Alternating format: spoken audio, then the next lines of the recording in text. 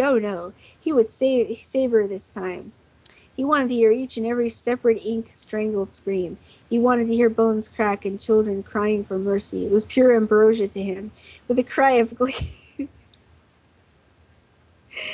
he hovered down to the school. As it happened, a young twinkling rabbit was standing beside a pencil sharpener, grinding away. When Bleeko's head appeared in the window, the rabbit did a double take and stared back out at the murderous face silently. Bleeko's razor grin widened. The rabbit had just enough time to run 3 steps before Bleeko's fist smashed through the glass and grabbed him by the throat.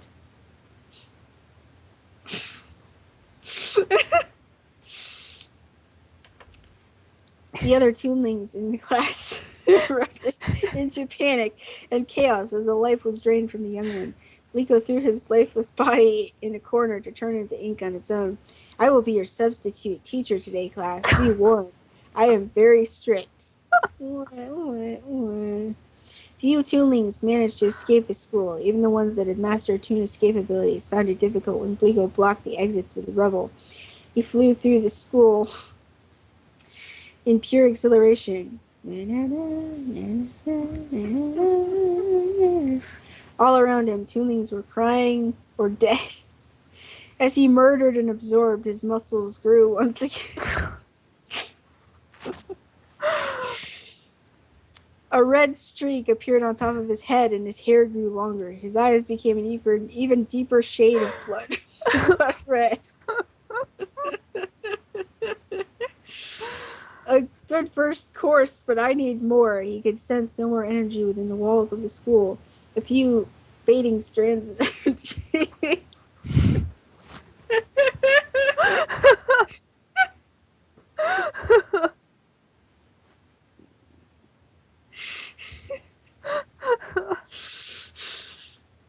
This is the greatest idea, and I'm doing this.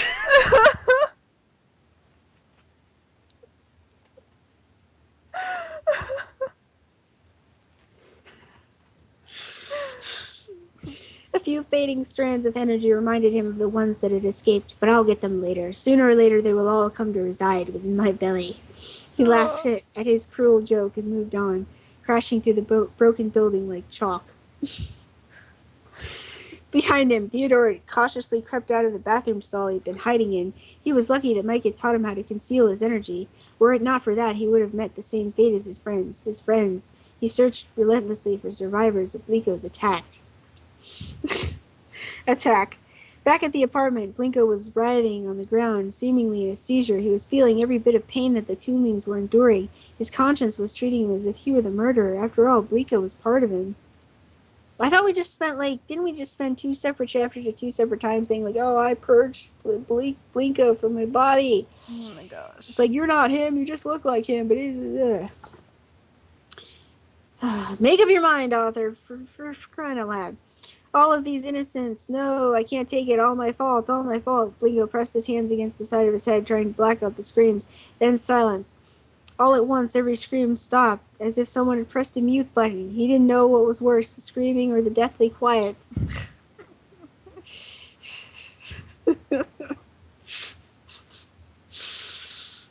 Still shaking, we helped him to his feet. Tears streamed down his face. I felt this once before when he attacked the city. I felt like it was my fault. It is my fault. Blinko is my responsibility. Mike and I helped Blinko sit down. Mike couldn't meet his eyes. No, Blinko. If anything, Blinko is my responsibility. If I hadn't drawn you the way I did, none of this would have happened. Blinko put a finger to Mike's lips. No, Mike. You didn't even know your tunes would come to life. You didn't know either of us would come to life. A chilling wind rushed through the room. The lights dimmed for a moment, as if a power outage was imminent. Lightning crackled against the apartment windows, building up strength. With enough power to knock even the 3 of us to the floor, the windows exploded with a fierce energy. Are you still telling him that old story, wolf whelp? Bliko hovered into the room past the shattered PASSED, the shattered glass. His strength an intoxicating aura that threatened to overwhelm us. Why don't you finally tell him the truth? And I mean the entire truth, not like last time. Yes, let's read this again with a few details sprinkled in there.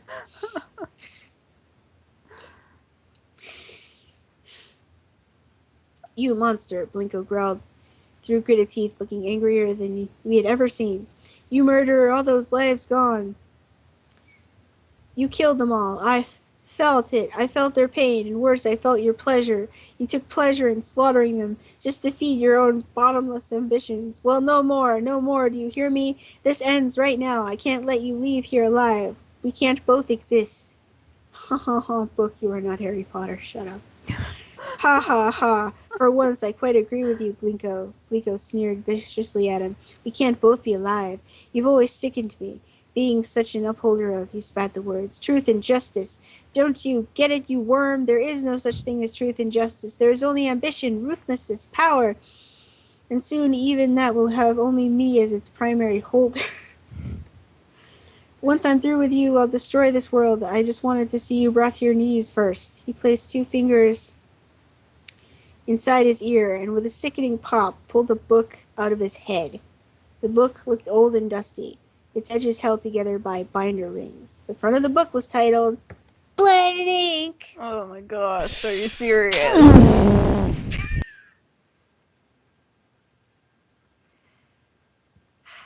Bliko sneered once again, this time much wider. You see, our dear sweet brother Michael has been lying to you again. Naughty, naughty. He threw the book to Blinko's feet, where it fluttered open to an early sketch of Blinko. He was taller and thinner in the sketch, far less muscular. The name below the sketch also read Brinko instead of Blinko. Blinko barely glanced at the book, his eyes still staring into Blinko's own. I have no interest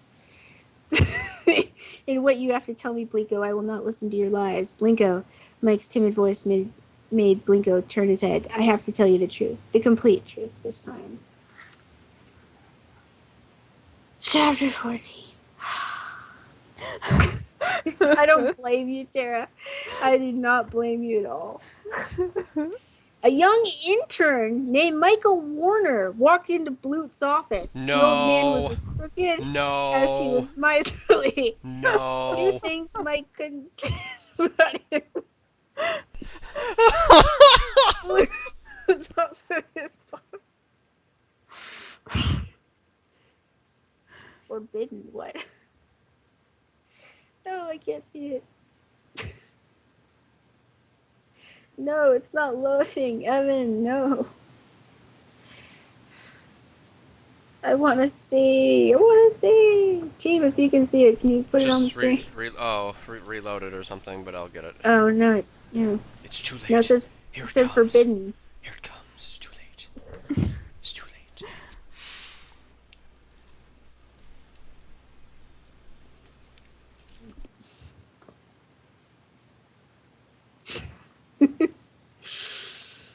Mike sat down in a large, uncomfortable chair in front of Blute's desk. The old man made no move to talk or acknowledge his presence for some time. He just stood at the window, staring down at the studio. Oh, gosh. Is that what I think it is? Oh, my gosh. Yes. He just stood at the window, staring down at the studio below him. Do you know what I see down there, Warner? Blute said finally, not taking his eyes away from the lot. I see a studio of dreamers, inconsequentials, and nothings, worthless schemers that wish to take away everything we humans hold dear. Mike shifted uncomfortably in his seat. I'm not sure I follow you, sir. Blute spun around. I'm talking about Toons, boy. Toons. They want to take over every job here at the studio, even the ones held by humans. Eventually, we will be out of a job. They We'll took be your replaced gerbs. by those. Yeah. We'll both be replaced by those cackling, nauseating clowns. Mike began eyeing the door nervously. It was clear that Blute was crazy. Toons just wanted to work like everyone else. No amount of sick, twisted bigotry would get him to see otherwise. What did you bring me in here for, sir? I really should be getting back to you. Blute grabbed him and shook him. You don't fool me, boy. I know all about your little ability. You can create those things. You are an animator. A drawer of living tunes. Yes, sir, I am, said Mike. He stood up and inched toward the door. I've been one for as long as I can remember. Now, if you'll excuse me.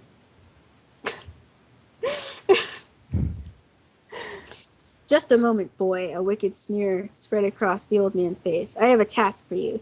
It's not a large task, but one I think you'll find well worth your time. I want you to draw a tune for me. A tune? Said Mike suspiciously. What kind of tune? I thought you said... I know what I said. It's nothing special. Blute scrabbled around behind his desk and pulled out a large briefcase. I want you to make a very unique tune for me, one that will get rid of all other tunes. Get rid of, as in permanently. They are a sick race, disgusting and unnatural. I want them wiped out. Get the picture? Oh my gosh, you are not Don Bander. Shut up! Nobody else is going to get that. But, a vile grin swept over Blute's face. Make me a killer of tunes. Make me a tune so horrible, so deliciously evil. Well, I want the studio to become a permanent gravestone for those things. You can forget it, Blute. Mike turned his back and crossed his arms. I would never do that. It would be immoral of me to use my powers for such a thing. Why, to even think of agreeing to this, I'd have to be the lowest, the most disgusting. Not even for this? Blute opened the briefcase with a click. Inside were thousands upon thousands of dollars. He grabbed a handful of cash and threw it in Mike's face. Dollar signs appeared in Mike's eyes, somehow. At the sight of so much money... the sight of so much money... All thoughts of immorality and honor were flushed from his system. Think about it, Warner. Inside this case is your fee, shall we say, $300,000. $1 million. And all you have to do is one little bitty tune, the tune to end all other tunes. Booth snapped the briefcase shut, almost taking Mike's fingers with it. Gracefully as a snake, he slid a piece of paper across the ivory desk. It was a contract. What do you say? Do we have a deal? For watching souls. Mike's face turned red in anger, and he shook the dollar signs out of his eyes. I thought he was a human. What? Do you really think I could be bought like this? You really think that I would accept a bribe? You are a sick, twisted man. Oh.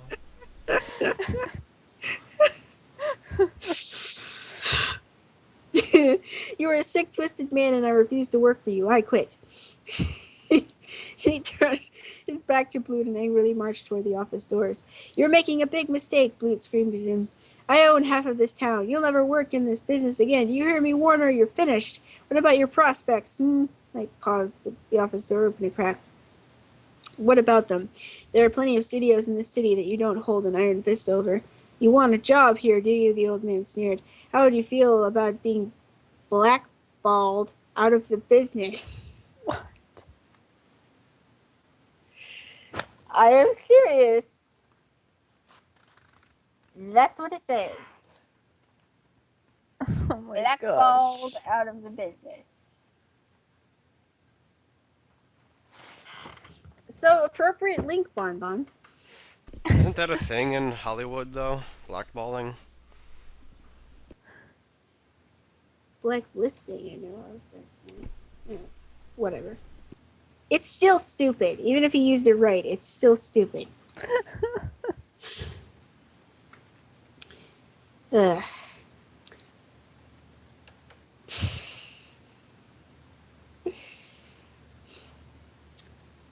He lit a cigar and sat back in his chair.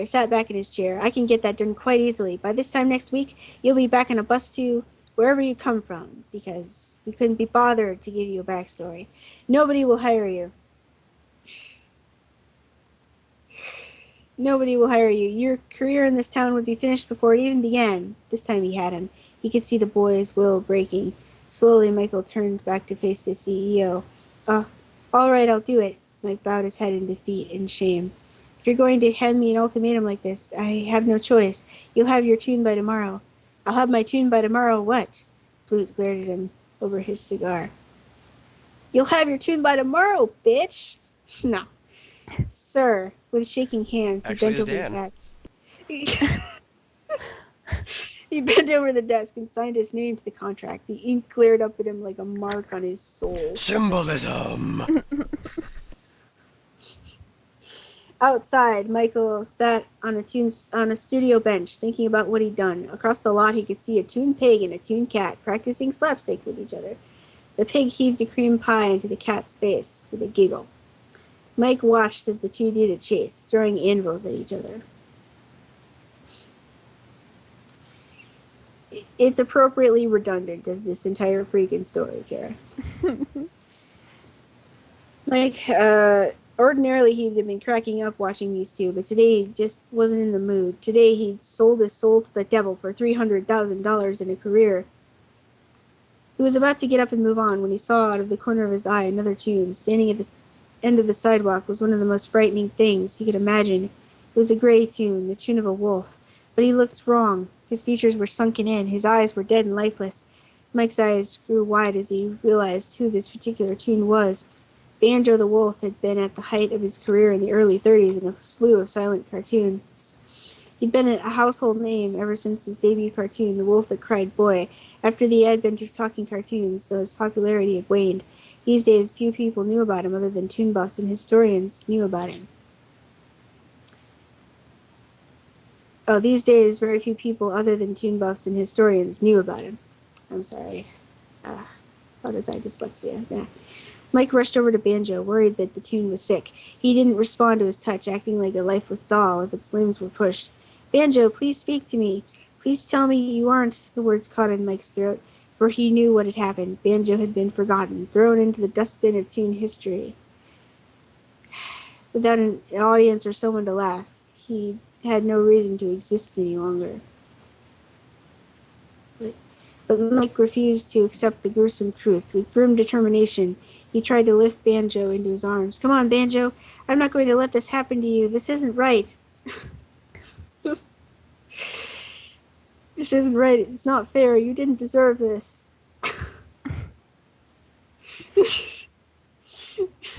With horror, Mike's eyes fell on Banjo's face. His eyes grew wide with terror as he dropped Banjo onto the ground. Banjo's face was completely blank. He no longer looked like a wolf. Between his hairline and the bottom of his chin was just nothing, like a blank piece of paper. Oh, God, you look like Slender Man. Banjo was dead. With tears in his eyes, Michael ran. He didn't know where he was going. He just knew. He had to get as far away from Banjo's lifeless corpse as fast as he could. The guilt of his earlier deal was eating him alive inside, and now on top of that, Banjo the Wolf was dead. He knew one thing for certain. He could not go through with Blute's contract. It made him sick, thinking he'd ever considered it. Banjo had been his best friend. What? Since when? In the darkness of the night, Michael worked on his sketch. He knew what he was doing was wrong, but Blute had to be punished. He held so much sway in Hollywood that if Mike disobeyed, he and the other toons wouldn't be able to find jobs waiting tables, let alone in the studio. And he did have a special power. Only a few are born with such a gift. His hand ran across the paper, sketching his new toon. A wolf's snout, some floppy ears, large muscles. Mike worked his magic. Halfway through, he stopped and stared at his creation. It was already starting to wiggle slightly, hungry for life. Mike put the pencil down. What was he doing? He stared at his hands. He was betraying his gift, his miracle. If he continued, he would be nothing but a monster. Blute wanted this creation to be violent, irritating, even dangerous. He grinned. Mike's eyes filled with darkness. Well, as they say, be careful what you wish for, Blute. You might just get it. A grin spread across his face. Oh, Blute would get his toon all right, but things would not go as he planned. Michael picked the pencil back up and began drawing again, his rage filling the tip of his pencil. Anger at Blute building inside his heart like a dam about to burst. The figure inside the paper squirmed and writhed under Mike's hot gaze. Darkness filled the toon like a waterfall. Nobody knew quite what happened. It was a quiet day in the studio when a shattering sound was heard overhead. Weed, Nobody Evan, knows. weed. The police would say that Blute jumped out of the window of his 10th floor office, that he had been such a cruel miser that he just couldn't take life any longer. Mike knew better. The toon was up there now and somewhere looking down. Mike lowered the front of his hat to cover his face and opened a black umbrella. It began to pour. Dear God, what had he done? What had he done? Blinko smiled grimly as Mike finished his story. He had been waiting for this moment for a long, long time. The hate, the anguish, the tears. He waited for them all to come from Blinko. He hungered for the soul-crushing misery that he had caused. After Blinko's tears had been spent, he would crush their bones into a fine powder. And after Blinko's tears had been spent, he would crush their bones into a fine powder. Okay. No, no, still not. Still syntax error. Well, are you going to tell him? Liko sneered at Michael with a look of absolute satisfaction on his face. He had won. Michael looked confused, shaking his head. What are you talking about? I just did. I just told Blinko everything. And I wouldn't be a bit surprised if he never spoke to me again. He lowered his head in shame. Blinko looked exasperated. No, not him. And I wish you'd get on with it. I'm anxious for this battle. I want to get it over with and shatter your bones. They'll make lovely toothpicks. But no, not him. Him. He pointed a razor sharp claw at me. Tell him his story. Blinko, my story. I took a step forward and picked Blinko's book up from off the floor. What about my story? I know everything about me. Mike and I grew up in a small family. We were poor, but happy. But I caught Mike's glance. He looked both worried and slightly sad. Mike, isn't that true? Tell him. Tell Blinko the truth. Mike turned his head away from me, not bearing to meet my eyes. Okay. After the incident with Blinko, I left the city, he began with a choked voice. But I couldn't go alone. I had been alone for so long I couldn't take it anymore, so I drew a travel companion. I wanted a brother, someone I could always count on. I created him with full memories of a long and happy life. The only trouble was those memories were all falsehoods. He never knew he was my creation. Tears sprouted from Michael's eyes. It wasn't long before I heard that Blinko had set himself up in Capital City as a local hero. My new brother and I made plans to visit the city, and from there it's history. No wonder he's so dumb. He's not even a human being. I took a step backwards in disbelief. Yeah, and I'm all like pro-tune and everything, but that's just this story, this universe. Just no. I took a step backwards in disbelief, my mouth open in shock. What you're saying, it can't be true that I am your creation, and I'm a tune. It can't be. My memories are so clear of us growing up together, and the words stopped in my throat like a cork, choked back by shock. In a moment of disbelief, I ran a sharp claw into my arm, creating a very small cut. I watched as the dark ink within my body dripped onto the carpet. You never bled before?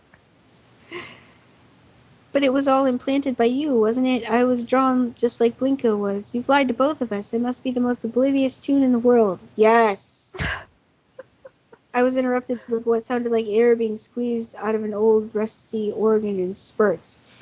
It took me a moment to realize that it was merely Blinko laughing at our misery. Blinko's grin grew wider. Now I've finally destroyed you all, and the best part is I've destroyed you with the very thing you sought to protect. I've crushed you with the truth. But of course, that was merely phase one of my plan. Now that your spirits are suitably crushed, I will do the same thing to your bodies.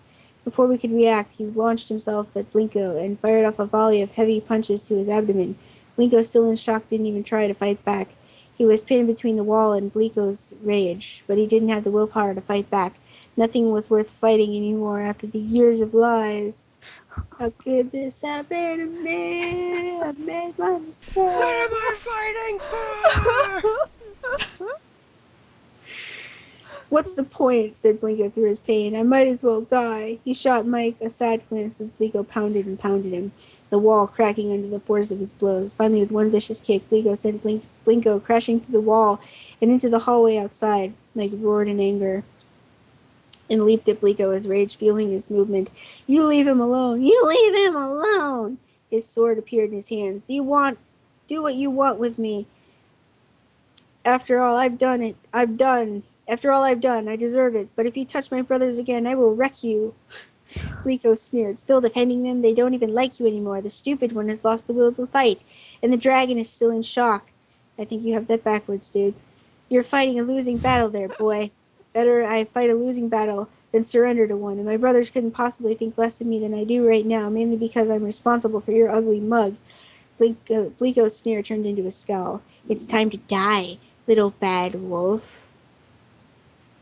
But superheated beams of light shot out from Blinko's eyes and into Mike's chest. Not even his armor could stop the lasers from penetrating. Michael screamed and clutched the burning wound in his chest. He fell to his knees, his sword clattering to the floor. I watched my brother fall.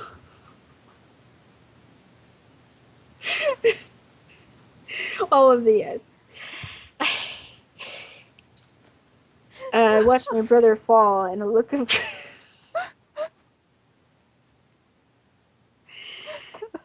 Come on, Steph. Don't worry. You just have to believe that the story can become better.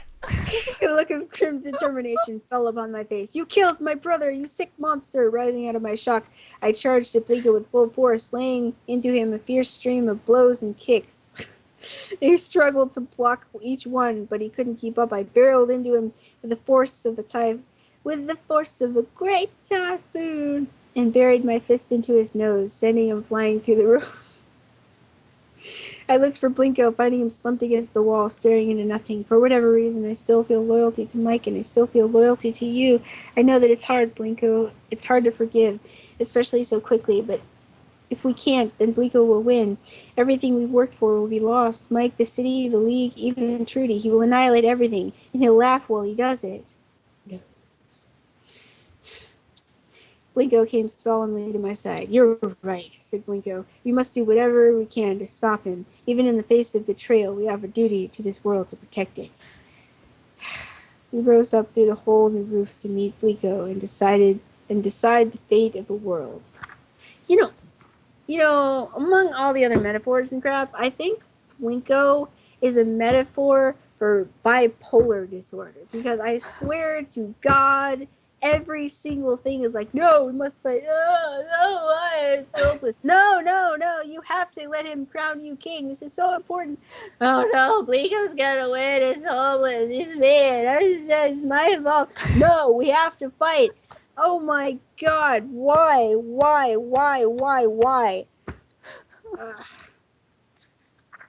Chapter 15! It's not Skyward Snore, but we're at the end. Let's make this work. Let's do this.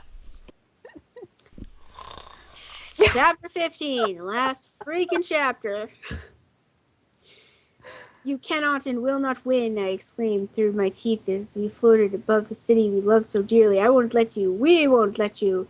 You're mistaken, boy. Blinko glared at us as if we were cockroaches. You're down by one.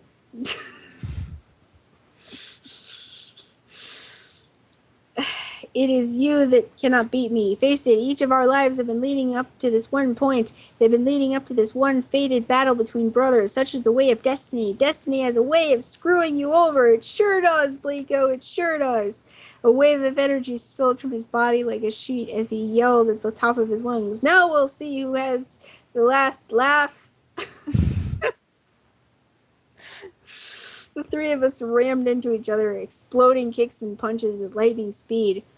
Our bodies zipping and zooming through the air with explosive glee. I kneed him in the gut, and he punched me. Blinko slammed into him with both fists, and Blinko kicked him in the crotch. God damn. Blinko's face turned bright red. Ow, that was a low blow. You really are evil to resort to that. I swear to God, actual. Hooray!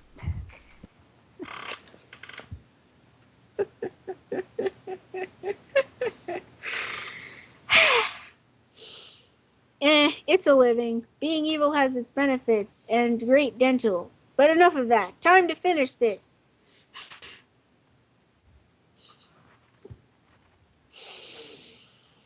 He began to form a ball of darkness in his hands. Darkness! Springer! The impossible darkness sped toward us like a bullet too great to overcome. It'll destroy the city. Blinko quickly formed his own energy. Darkness! Breaker! He threw his orb of shining light, it colliding in midair with Blinko's ball. For a moment, the two equally powered balls compressed against one another, both unstoppable objects in full opposition to one another. Then, without warning, they exploded in a brilliant dome of rainbow light that sped across the city, Now it's My leaving it Little Pony. undamaged. We wish. All three of us were blown backward, Blinko and I crashing back into the apartment where we'd left Mike. Blinko fell somewhere outside in the streets.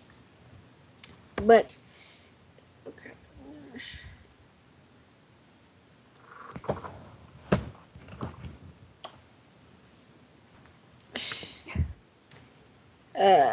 outside, fell somewhere outside in the streets. But where was Mike? We looked around frantically. He was gone. He was nearly dead.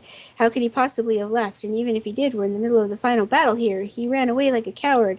Or I didn't, came Mike's voice through a void. A portal between here and Lobosia opened in the air between us, and Mike walked through.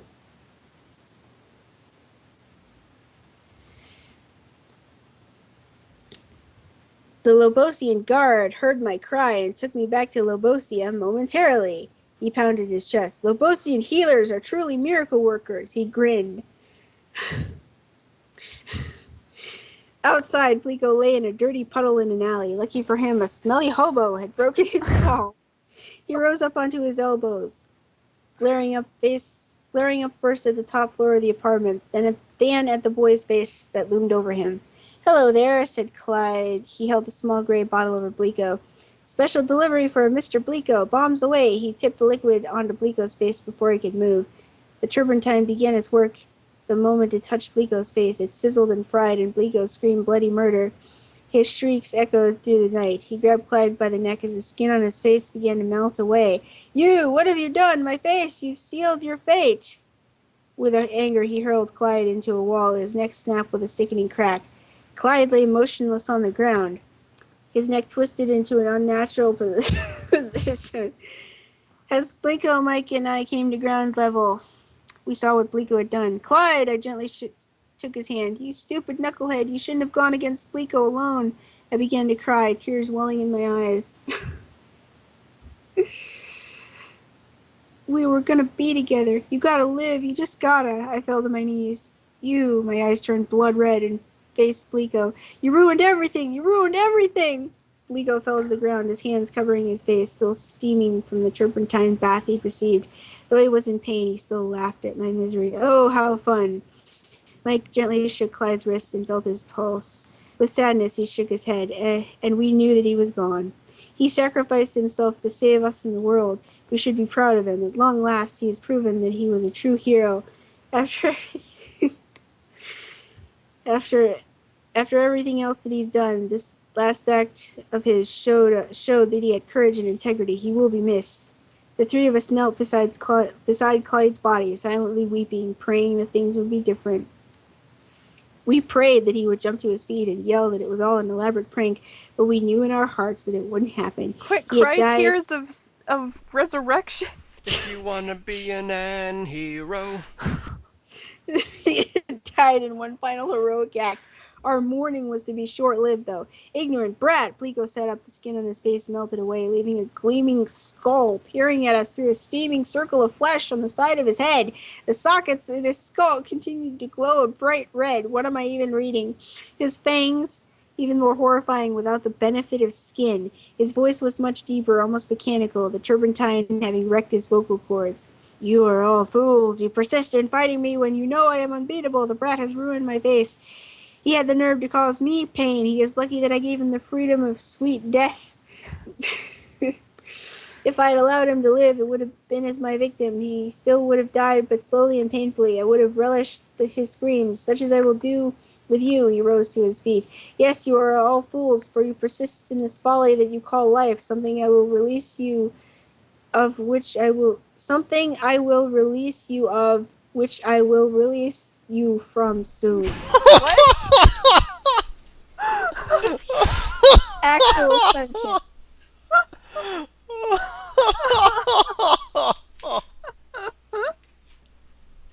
Actual sentence. Actual king sentence.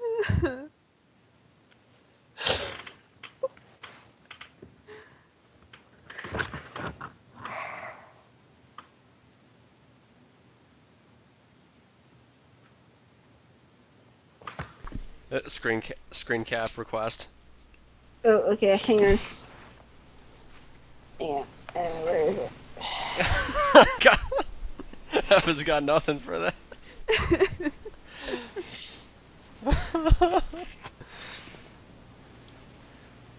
Okay, got it.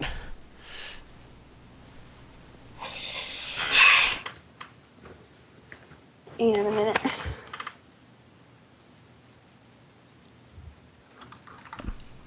We all became man heroes, that's what you miss. Uh, I can't even, like... I stood, tears still streaming down my face. He didn't deserve that. He let no bad happen. He didn't deserve that. He was too young to die like that. He had his entire life ahead of him. You destroyed everything. He could have grown to be the best of us all, but you snuffed him out like a candle. Bleeko's eyes sockets grew a brighter red. I grow tired of this. He shot into the air like a rocket. I grow tired of all of you. I will send you all to the next world now. Holy crap, it is you. He turned his eye sockets skyward, and dark clouds began to fill the sky. Thunder rolled. 7 seconds to Armageddon, Bleeko growled, and the earth beneath began to shake and crumble. Buildings began to topple as a catastrophic earthquake shook the city. Energy began energy began to fill his hands as his muscles expanded and throbbed with power. Bleeko's voice roared, 3 seconds to hell! A cyclone of fire and brimstone swirled around him, an immeasurable wailing sound echoed across the land as the souls of all of Bleeko's victims were yanked from his body and forced to join the growing, swirling mass of energy and fire that Bleeko was conjuring. The souls of thousands of poor innocent toons, faces twisted into pure agony, swirled and screamed around inside the ever-growing cyclone. Down below, Blinko, Mike, and I struggled to just hang on. Even with our strength, the power of Blinko's storm was unprecedented. The city was being torn apart in front of our eyes, and if we didn't act, the entire planet would be ripped to shreds. We have to do something, but how? Mike held onto us. Mike held onto us, barely to stand. It's taking everything I have just not to be sucked in. I think this is the end. This is where our story ends. There is no happy ending. There is no miracle. I'm not giving up. I stared up at the apocalyptic twister. The only safe place is where Bleeko is, at the center of the storm. We gave each other a look and nodded and let go.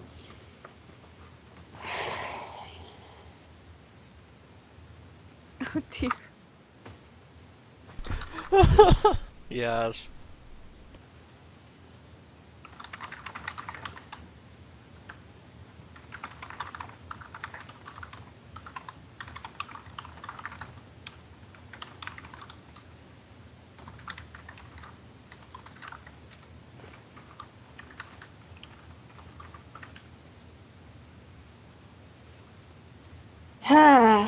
Sorry, Skype.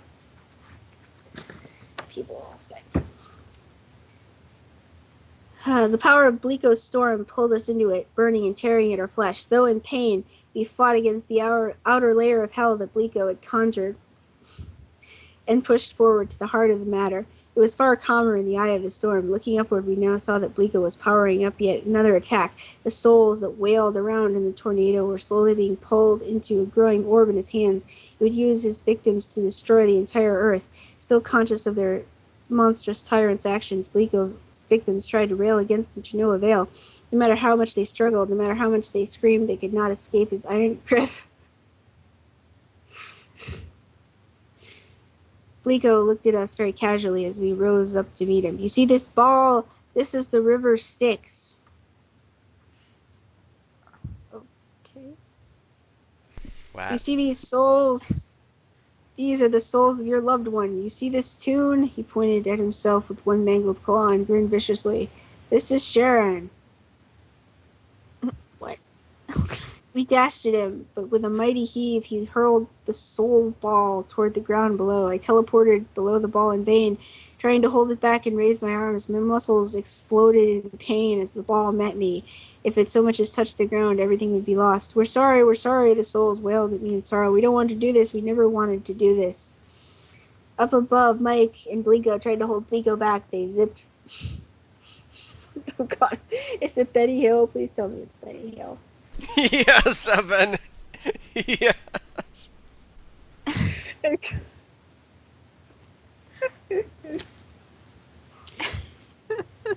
They zipped and dashed around the interior of the cyclone, but their blows couldn't seem to meet him. Darkness Breaker! Blinko shouted and threw his Own attack at Bliko, only for it to be dodged.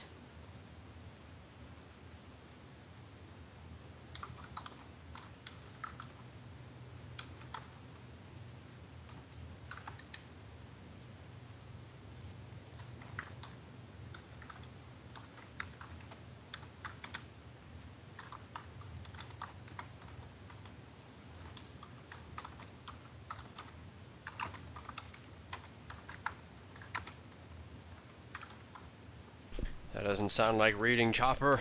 Sorry. That's not reading Chopper at all. Sorry. Of course. Alright,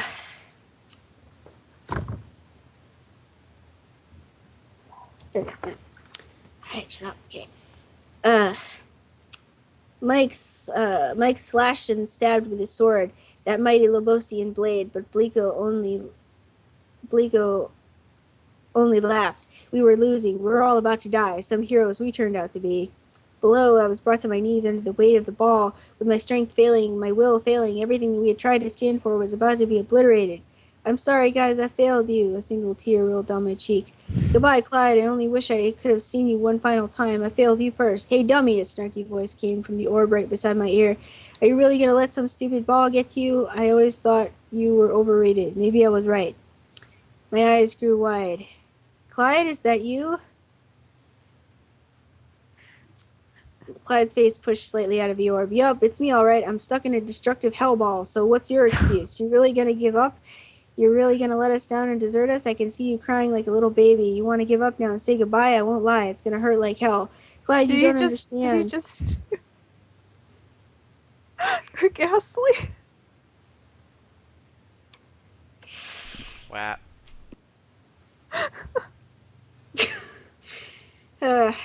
I was pushed a little further down by the ball. It's too much for me. I can't hold it. Clyde's voice grew louder. What are you, a baby? Suck it up. You're Alexander Warner, son and brother of Michael Warner.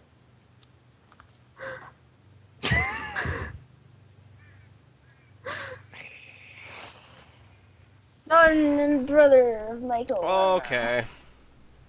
Okay. Okay.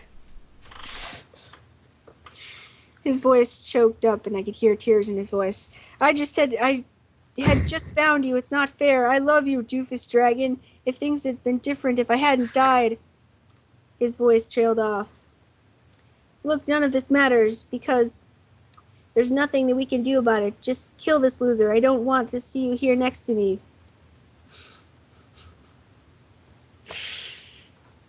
Straining, he pushed himself out of the ball enough to reach my face. Now kiss me and finish Bleak.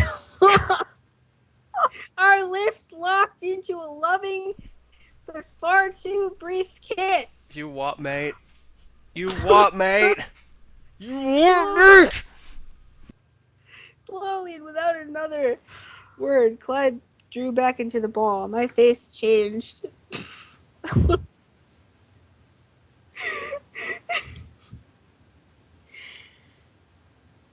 From a look of pain and defeat, it changed into determination, anger, and strength. I roared, I am Alexander Warner, son and brother of both Blinko and Michael Warner, and you are erased, Blinko.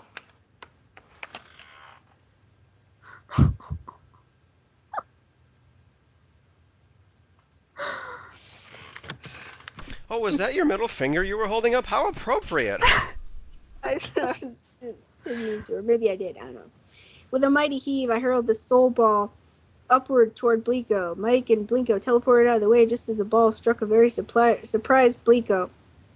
He screamed as his body was twisted and stretched into an unnatural shape, and the souls of his victims finally wrought their revenge upon the monster. Ah, what's happening to me? And again,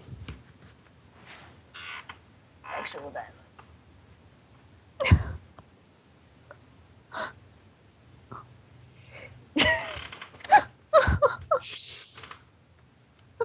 We watched in awe as his entire body began to dissolve within the confines of the raging souls. The flesh was wrenched from his body, and the ink poured out like a waterfall. It was quickly sucked into the cyclone still raging around us. His bones resembled little more than a model classroom skeleton. And then that was gone too. My evil! My evil! Though just bones, Bleako's voice still raged at us. My evil, evil, evil, evil. And you can cap that too if you want. Grump.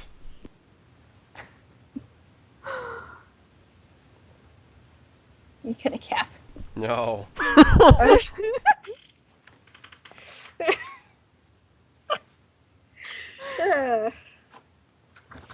Okay. And then he was gone, carried away by the winds, with not a trace left. Satisfied with their revenge, the souls sped onward into the sky and out of sight. With no Bleako to sustain it, the cyclone slowed and ceased. Bleako was truly dead and gone now, leaving no trace behind.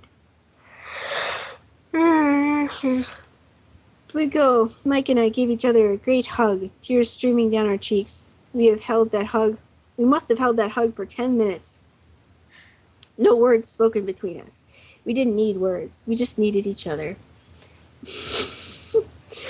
Only afterward did we turn our attention to the destruction that Bleako's final act had caused. Most of the city was in ruins. Many innocent lives had been lost, and yet more miracle survivors would need to be searched for. But as they say, time heals all wounds.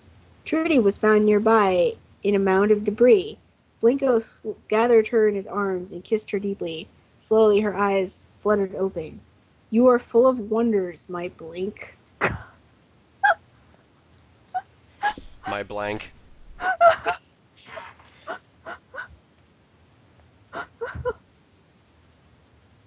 Was that the last thing? Well, technically there's an epilogue, but that was the end crap. of the final chapter. Oh, phone. Screw you. Tell these people to go away. Yeah, no kidding. It's the American Red Cross. My God, go away. Probably. Epilogue. Picture an hourglass hanging in the air. The sand in the top bulb is almost gone.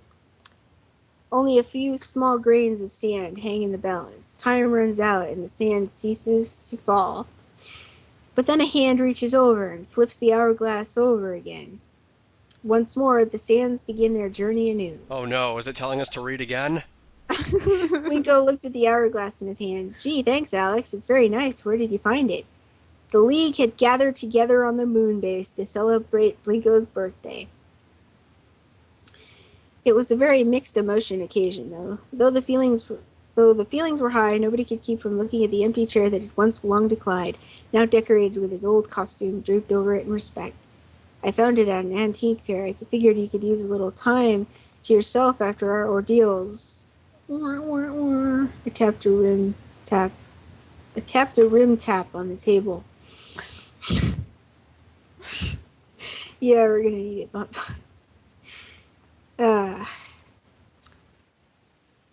Very funny. Blinko rolled his eyes, but smiled at me. Still, it is very pretty. It looks very old, ancient even. It'll look beautiful on our mantle, Big Blink. Trudy leaned forward and kissed the top of his head, flashing an enormous diamond ring on her hand, studded with tiny emerald mallets on both sides of the ring.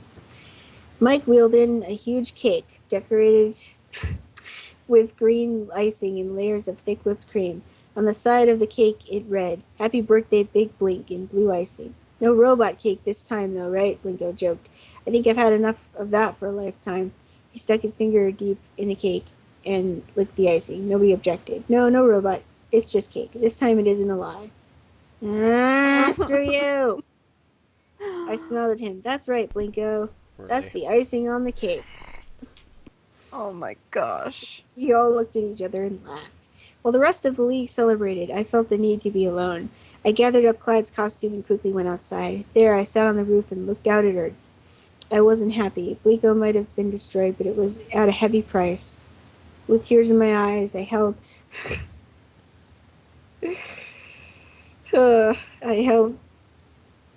Clyde's costume close to myself. It still smelled like him. Tears fell from my eyes, and I felt a hand on my shoulder. Clyde? I looked up eagerly, but it was only Blinko.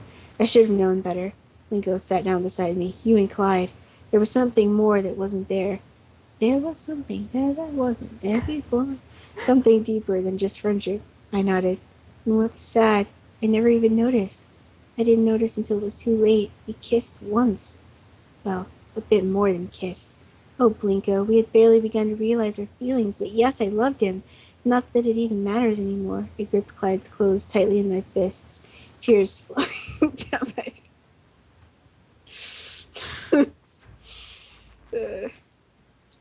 He's dead, Blinko. He's dead, Jim. Blinko silently held me as I wept. I'm not sure how long we stayed like that, but it was long enough for me to run dry on tears. Throughout it all, Blinko didn't utter a word. Finally, I looked up at the stars, no less sad, but simply worn out. Blinko coughed. It's so strange. I never would have pegged the two of you as a couple, but now that you brought it up, I'll admit you would have been cute together. He was such a brave man, much braver than I would have guessed, and he saved us all. You should be proud. I am proud, Blinko, but that doesn't mean I don't miss him. I mean, how can I just sit here? I hear the rest of the league celebrating, and I just want to die. If I died, I could be with him. Blinko slapped me as gently as he could across the cheek. Don't you ever talk like that, ever. Do you hear me? I know it's hard, but he wouldn't want you to talk like that. He'd probably call you a big baby and tell you to suck it up. He grinned lightly. Yeah, he probably would. I gathered Clyde's costume up, but a light bulb went off inside my head. Why should I? Why should I accept this? We've done the impossible how many times now? Why should death be any different? Oh my gosh, what are we doing? Blinko's eyes grew wide. Alex, please, there's nothing that can be done. Death isn't reversible. You've got to accept that. But I wasn't listening. I had made up my mind. Without another word, I teleported away. Down in the apartment, I was trying to pack my clothes quickly. I knew they would try and stop me. Mike and Blinko would mean well, but they'd ruin everything. I had to get away now if I was ever going to leave. As I was heading out, the luggage on my back, I heard a cough.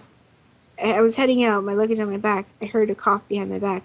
Oh boy, you're much faster than I took into account. I was hoping to be long gone before you came looking for me. I turned around and saw Mike and Blinko staring at me, concerned looks on their faces. Alex, Blinko told me everything. Mike carefully took the luggage from my back and put it on the floor. Clyde's gone. I'm sorry to put it so bluntly, but it's not healthy to not accept it. Yes, I don't even know what that is, but probably yes. There's nothing we can do, and you aren't going anywhere. I have to do this, Mike. You don't understand. You'll never understand. Clyde and I could have had something special. I know it's virtually hopeless. I know, but I know I should just accept fate and stop acting so crazy. But I must know. I looked out the window up at the stars. What if there's a way somewhere out there among the stars? What if there's a way to cheat death? Think about the wonders of Lobosia, that sword hanging by your side. We would never have imagined its existence. How could we have? What else is out there? Could there be a civilization that knows how to defy death itself? Blinko placed his hands on my shoulder. You sound pretty determined to take this trip. I don't think we can stop it, Mike, so there's only one thing we can do. We're coming with you. Oh, guys, you don't have to do that. I shrugged Blinko's hands away. This is my journey, my quest. I couldn't possibly ask you to leave everything you love and come away with me. What about Trudy, Blinko? And Mike, what about Lunaria? Somebody has to stay here and make sure Earth is safe. Mike looked down at the floor. Well, about that, I'm afraid I couldn't leave on any big trip either way. You see, Lunaria told me this morning she's expecting. Expecting what? I looked at him clueless. The tiny light bulb in my brain flashing on and off. Both Blinko and Mike stared at me for a minute. Finally, the fireworks went off. Oh, Mike, I'm so happy. I hugged Mike. I'm going to be an uncle. You're going to be a daddy. Mike grinned. Yeah, it's twins, 2 boys. We've already decided on their names, too. Adam and Gabriel. His grin faded. And that's why I couldn't leave, even if I thought this was a good idea. Lunaria is going to need me. We're on the last page. See, it only makes sense to go alone. I begged to pick up my luggage, but Blinko put his foot on top of it. Not a chance. You're my brother. As it turns out, you're more my brother than I ever thought. There's no way I would allow you to go alone. Even if you insist on doing this, I'm coming.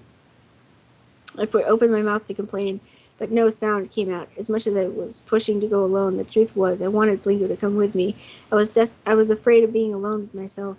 With such heavy depression hanging over my head, I was capable of anything, especially if I discovered the entire trip was in vain, if there was truly no getting Clyde back. I shook my head. All right, Blinko, you can come. We'll make it a road trip. Or a star trip? I took his Dad. hands. But what if we never come back, said Blinko nervously. I'd never see Good. Trudy again. We'll come back, I said as we rose into the sky. We have too much to live for. After all, our family consists of both blood and ink. They're going to need us. Our new nephews are going to need their amazing uncles. Farewell, Mike. But this is not goodbye. We will return. Do not lose heart. We each shared a final sorrowful hug before departing into the sky. We flew out of the atmosphere and paused to look back at the Earth. Hey, I'll race you to Mars, Blinko nodded. We raced off into infinity. And that is the last freaking page of this book. We've done it. That's We did it, guys. It's done forever. Did it. You're Ah. race you to Mars.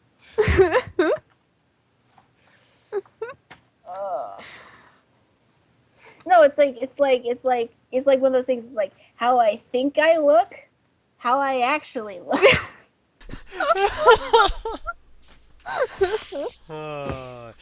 Except he looks like blood and ink, because that's what this person would be reduced to if I ever found him. Because jumping to that is fun.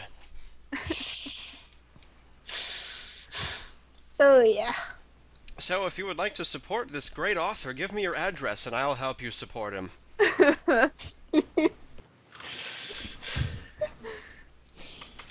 That was it for Blood and Ink by... I don't even care. Thank you to Stephanie for reading. Yeah. She's just chugging down the alcohol now. Yeah, I wish. Alexander Fletcher White, who became Alexander Raja when he married his longtime true love, Fuad Raja.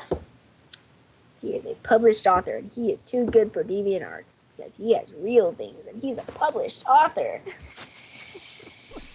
I wonder what he would say if he, went to go work at a newspaper or something. It's like, yeah, I'm a published author, here you go. And then they just, they bring him to the top floor of the building, and they push him out of a window. Man. Alright. That's it for this Yes, this edition of Why Is This Even a Thing? And I'll never have an answer to that question for Blood and Ink. We're going to split the stream and we'll be back for whatever, but I'm going to go AFK for a few minutes, so I'm going to leave Kate and Stephanie to entertain you. Alright. Thanks to Kate's mom for the comic relief. Fantastic. Alright, resetting stream. I'll be right back, folks. If you're on YouTube's end, why did you watch this? And thanks for watching. Boy!